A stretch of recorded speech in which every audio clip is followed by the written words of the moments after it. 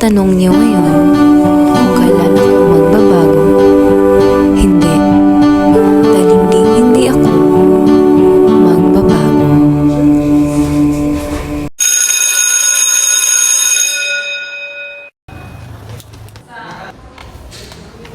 Okay, class. Good afternoon, ma'am. Miss Jackson. Miss Jackson, saan ba dapat itapon ng basura? Sa dagat, ma'am.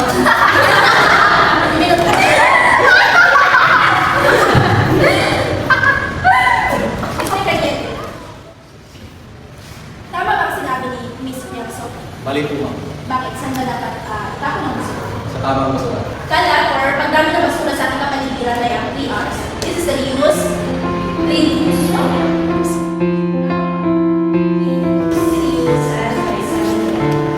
So, paano ba ma-reuse yung isang bagay?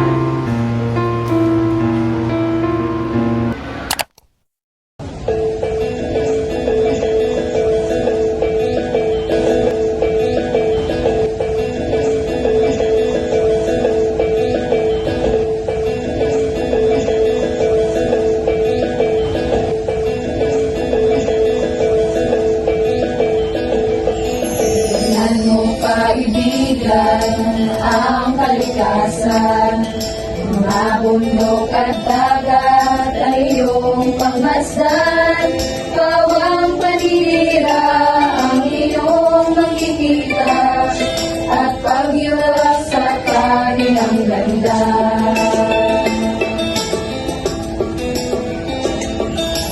Ikaw na Pilipino, ano ang gagawin mo upang matigil ang paninirang ito? Huwag ipagwalang bahala ang iyong kalikasan, pagkat ito'y ating kinabukasan.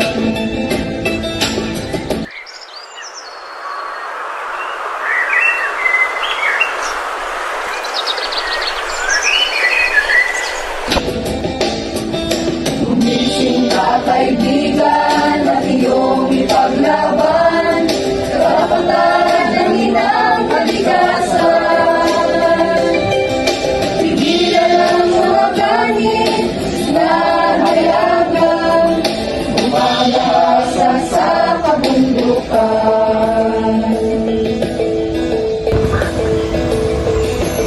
Diyos mga kababayan, para sa kalikasan, ating nataguyod ang paglago nito.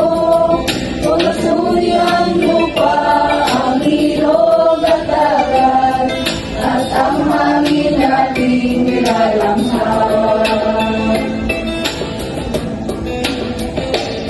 Pagpupurihin, isigawan, at ikait damdamin, kalikas ay pagtanggol, katumbas man ay buhay, mabuhay na lang isa'y may usbong pangiba, ipaglaban ng inang kalikasan, ipaglaban ng inang kalikasan.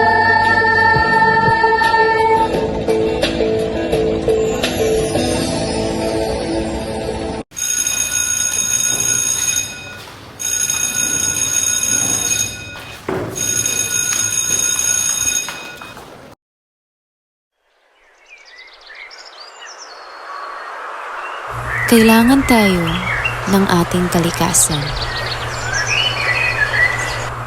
upang mapanatili ang ganda nito at upang guminhawa ang ating kinabukasan. Ipaglaban ng inang